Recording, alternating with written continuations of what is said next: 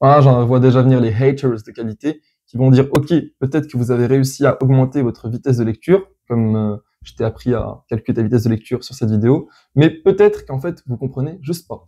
Vous traversez le texte plus vite, vous faites semblant de lire, mais en vrai, vous n'avez aucune idée de quoi il parle le texte. Et à ta grande surprise, quand on lit, on ne fait pas juste semblant pour t'impressionner parce que tu n'es pas le centre du monde, mais en fait, on veut vraiment comprendre et on y arrive. Sinon, on ne serait pas là à faire les fous sur Internet et dans nos vies perso. Donc, comment est-ce qu'on peut estimer ta compréhension? Donc, il y a plusieurs façons de faire, tout aussi compliquées les unes que les autres. Il y en a une qui se distingue de par sa facilité, et c'est le fait de faire ce qu'on appelle un test de lecture. Test de lecture, ce qui va permettre de calculer à la fois ta vitesse de lecture, mais aussi ton taux de compréhension. Et le taux de compréhension est ce qu'on appelle taux de compréhension, mais c'est plus un taux de rétention qu'autre chose. Et bon, on l'utilise quand même parce que ça permet de voir le progrès et ça permet de voir qu'on a compris le texte à peu près. Mais je trouve que c'est pas la meilleure façon de faire. Mais vu que les autres sont beaucoup trop compliqués, autant se contenter de celle-là. Ce que tu vas faire, c'est que tu vas lire un texte. Donc ça peut être un article, ça peut être un chapitre, ça peut être un livre en entier. Et ce que tu vas faire, c'est que tu vas avoir des questions en rapport avec ce texte. Maintenant, comment tu peux générer ces questions, je vais te le dire un peu plus loin. Donc, ce que tu veux faire, c'est avoir une vingtaine de questions, par exemple. 20 questions, c'est très bien. Comme ça fait 5 points par question.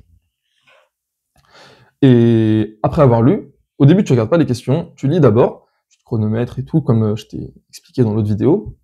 Et une fois que tu as fini de lire, tu mets le livre ou l'article ou tout ce que tu veux loin de toi, tu n'as pas le droit de regarder, tu prends les questions et tu y réponds. Donc tu as autant de temps que tu veux pour y répondre.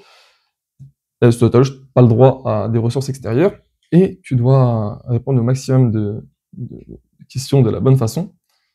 Et à chaque bonne réponse, tu auras un point. Donc si tu as 20 bonnes réponses, à chaque bonne réponse, tu auras 5 points. Donc si tu as 20 bonnes réponses, ça te fait un 100%. Si tu as 10 bonnes réponses, 50%. 15 bonnes réponses, 75%. Et ça va être ton pourcentage de compréhension. Ce pourcentage de compréhension-là, il est à titre indicatif, il est propre au texte que tu viens de lire, etc., etc. Bref, c'est pour ça que ce que je recommande, c'est que quand tu feras ton deuxième test de compréhension, lis un texte du même style que le premier. Donc si le premier, tu as lu un article scientifique, le deuxième, lis pas un roman oui-oui. Tu vois, c'est pas équitable. Non, mais je précise parce que... Donc, ce qu'il faut, c'est que ce soit deux textes équivalents. Et ce que tu vas mesurer, c'est ton progrès dans la compréhension. Donc, si le premier test de compréhension, tu avais 80% de compréhension, donc 16 bonnes réponses, mais que le deuxième, tu as 30% de compréhension, ça veut dire que la lecture rapide, non pas qu'elle ne fonctionne pas, mais que tu l'as pas bien utilisée. Tu n'as pas bien pratiqué la lecture rapide. Parce que moi, personnellement, je le fais et ça marche. Donc, ce qu'il faut, c'est soit lire plus lentement, soit mieux pratiquer les techniques, soit être plus concentré, soit te débarrasser de quelque chose dans ton environnement qui fait que tu n'es pas focus, etc. Ça peut être plein de sources, tout ça. Donc, ce qu'il faut, voilà, c'est être sûr que ta façon de pratiquer la lecture rapide te permette d'augmenter ta vitesse, certes, mais pas seulement, aussi ta compréhension. Après, parfois, tu peux être tenté de faire des sacrifices parce que certaines situations nécessitent de passer sur un long texte et que tant pis si tu comprends pas tout. Donc, imaginons, c'est pas la promesse que je te fais du tout.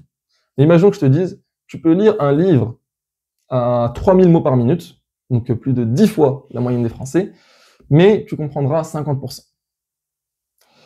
La contrepartie, c'est OK, ou si tu veux pas faire ça, tu peux le lire à 300 mots par minute et tu comprendras 90%. Donc 90%, c'est élevé, parce que vu les questions de compréhension qu'on pose, c'est souvent t'as pas 20 bonnes réponses, il te manque un petit truc ou quoi que ce soit. Donc c'est pour ça que je mets pas 100%. Maintenant, imaginons que c'est le cas. Qu'est-ce qui serait le plus pratique? Lire à 3000 mots par minute, mais comprendre la moitié, ou lire à 300, donc 10 fois moins vite, et comprendre presque la totalité. Il y a des situations où tu préférerais lire beaucoup plus vite, avec un peu moins de compréhension, et d'autres où il faut absolument que tu comprennes tout et que tu prends le temps que tu dois prendre, et c'est dans ces cas-là qu'il faut juste être intelligent, donc c'est ce que je me dois de répéter tout le temps. Quand tu pratiques ce qu'on appelle la lecture rapide, sois juste intelligent, comprends tes limites et apprends à le faire bien. Bref, c'est comme ça que tu peux faire les tests de lecture. Et maintenant, pour finir, comment est-ce que tu peux avoir ces questions? Parce que si c'est toi qui fais ces questions, tu connaîtras en avance les questions et tu pourras tricher pour répondre, puisque tu auras juste à trouver la réponse à ces 20 questions spécifiques dans le texte. Eh bien, ce que je te propose, c'est tout simplement de les générer avec ChatGPT. C'est ce que j'ai déjà fait personnellement. Tu peux lui envoyer le texte que tu vas lire. Tu peux même lui demander de générer un texte et tu peux lui dire que c'est pour faire un test de lecture. Il sait ce que ça veut dire, ne t'inquiète pas. Et tu peux lui dire, génère-moi 20 questions sur ce texte afin que je calcule ma vitesse de lecture et mon taux de compréhension. Et il pourra t'aider dans ça. Il pourra même te donner des tips de lecture rapides. Bref, c'était Abdelaziz. J'espère que cette vidéo t'a plu et salam alaikum wa rahmatullah. À la prochaine.